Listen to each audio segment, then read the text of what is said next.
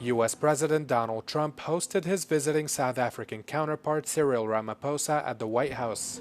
The meeting, at least for Ramaphosa, was aimed at resetting strained U.S.-South African ties.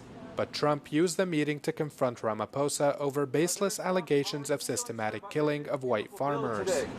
These are articles over the last few days. Death of people. Death. Horrible death. Death. I must tell you, Mr. President, we have had a tremendous number of people, especially since they've seen this. Generally, they're white farmers, and they're fleeing South Africa, and it's a very sad thing to see. But I hope we can have an explanation of that. Ramaphosa, eager to not feature in a repeat of an Oval Office showdown like that of Zelensky's in February, de-escalated as he countered Trump's claims. I really would like us to talk about it very calmly.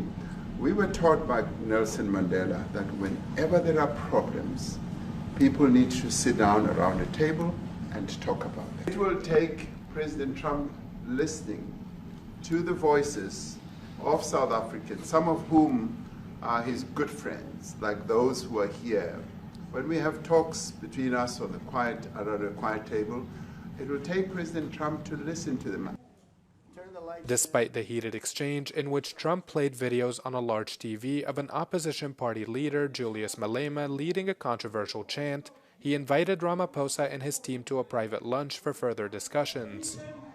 Following the meeting, Ramaphosa downplayed Trump's criticisms, adding that their private meeting was not centered around his concern regarding white farmers. Foreign ministers from the European Union and the African Union, AU, on Wednesday vowed to strengthen cooperation for peace, security and economic partnership. The commitment came at the EU-AU Foreign Ministerial meeting in Brussels, which the European Council said took stock of progress made since the last summit in 2022. The foreign affairs ministers of the European Union and the African Union have met for the third time. The last time a meeting like this was held, Russia had not invaded its neighbor, Ukraine, the war in Sudan had not begun, and France, a leading member of the EU, had not lost its influence in the Sahel, where its military was forced out last year. But even more, both the EU and the AU are now confronted with a rapidly changing geopolitical situation. Si nous prenons les questions de paix et sécurité, nous sommes tous en face des situations de conflit, que ce soit en Afrique, tout comme en Europe. Et donc, il nous faut nécessairement trouver des solutions à ces conflits. EU Foreign Policy Chief Kaja Kallas lamented Russia's growing misinformation campaign in Africa, saying though it was hard to counter, the European Union will not give up the fight. It is true that we have the fight of narratives everywhere, and this misinformation is one of the tools that Russia is using, especially in Africa. We have to fight the misinformation and foreign malign influence all the time, but it is, of course, increasingly hard. Foreign ministers from both continents also committed to mediation efforts for ending the war in Sudan. According to the EU, Africa remains a geopolitical priority for the continent at a time of increased geopolitical volatility. Benjamin Netanyahu says the war on Gaza will continue and end with the Palestinian territory being under complete Israeli security control. In a press conference late on Wednesday, the Israeli leader noted that despite mounting global pressure, the war will only end when Israel achieves its objectives. Netanyahu says that fighting will continue until all hostages are released and with ensuring Gaza's full disarmament and the complete destruction of Hamas. He also stressed that after ensuring these goals are realized, Israel will proceed with U.S. President Donald Trump's controversial post-war plans. Trump had previously proposed that all of Gaza's residents are to be resettled in neighboring countries, followed by the U.S., quote, taking ownership of the enclave. The plan was met with global criticism, with many countries refusing the proposal, stressing that Gaza is Palestinian and should be for the Palestinians. Netanyahu also stated that he is open to a temporary ceasefire to release the remaining hostages, of which Israel believes 20 of the 58 are still alive. EU trade negotiator Maros Sefcovic has confirmed EU standards on food safety are not up for negotiation in the talks with the US over tariffs. The EU and US are locked in talks due to expire in early July after US President Donald Trump issued a 90-day window to negotiate.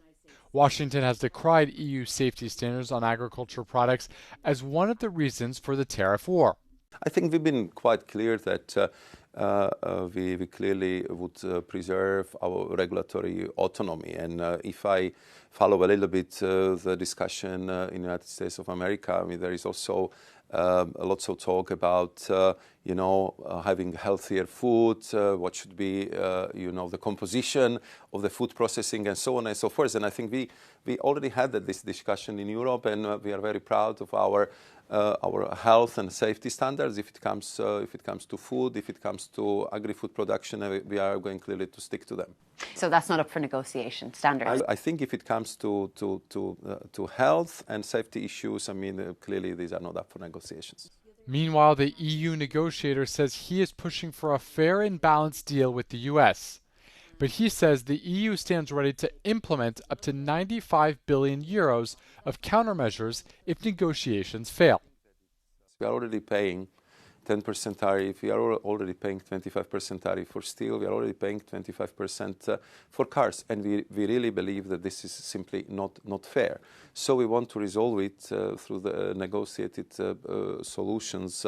But of course, we are also preparing alternative where we would have to protect the European jobs and European companies. And therefore, we started the consultations on eventual rebalancing measures. A new series of U.S. products could be targeted for potential EU tariffs, including aerospace champion Boeing or alcohol products like bourbon. You can listen to the full interview on the Europe Conversation this Friday.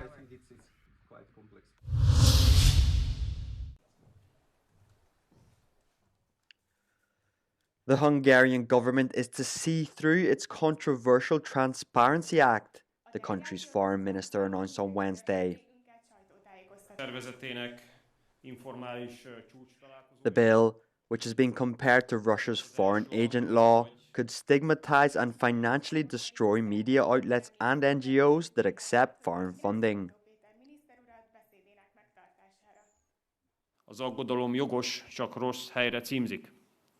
Mert nem az átláthatósági törvény miatt kellene aggódni, hanem amiatt kellene aggódni, hogy egy Európai Uniós tagország belügyeibe súlyosan beavatkoznak kívülről.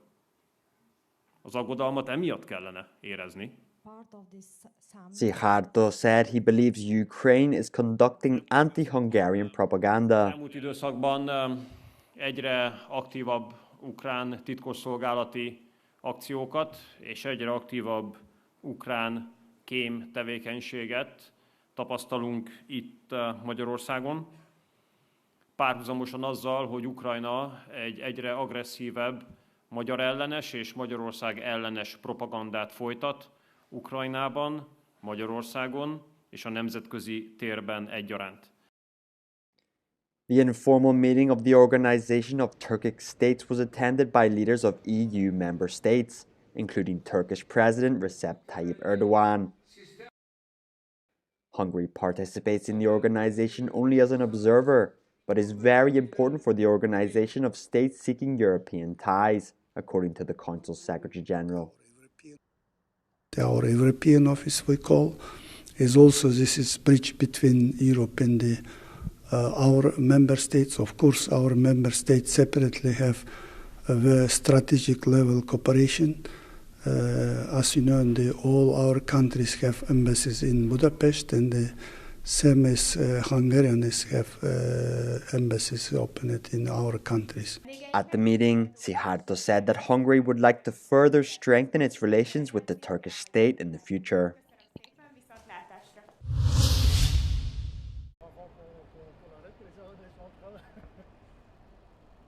It's a political and energy change in Belgium. The country has decided to repeal its law on nuclear phase-out. The text adopted by the deputies goes even further, allowing for the possibility of building new nuclear power plants in the future. In 2003, Belgium decided to phase out its 7 nuclear reactors. The current government has decided to go back on this commitment in order to meet current challenges. Aujourd'hui, il y a une modification de l'appréhension du nucléaire. On sait que c'est une énergie bas carbone, ce qui permet de remplir nos objectifs climatiques européens, mais aussi une énergie abondante. Et nous avons 3 objectifs qui sont partagés par les partenaires européens. C'est une sécurité d'approvisionnement, un prix qui est maîtrisé et une énergie bas carbone. Et le nucléaire, en fait, il remplit les 3 critères. At present, the European Union has around 100 reactors in 12 of its 27 member states. For the vast majority, there is no question of abandoning the atom. However, this pro-nuclear momentum also extends to countries that do not or no longer rely on this technology. The political atmosphere and public opinion have changed. Je pense que ça tient évidemment à la situation conjoncturelle, avec une énorme incertitude géopolitique, et une dépendance au gaz est quand même encore toujours très forte. Et donc, très naturellement, tout ce qu'on peut faire pour se rendre plus indépendant du gaz, il faut le faire.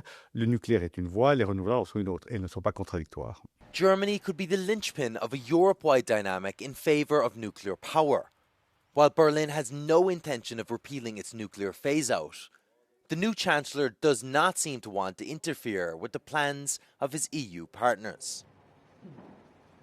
In another notable U-turn, Italy has paved the way for a return to nuclear power by the end of the decade to ensure its energy security and achieve its decarbonisation objectives.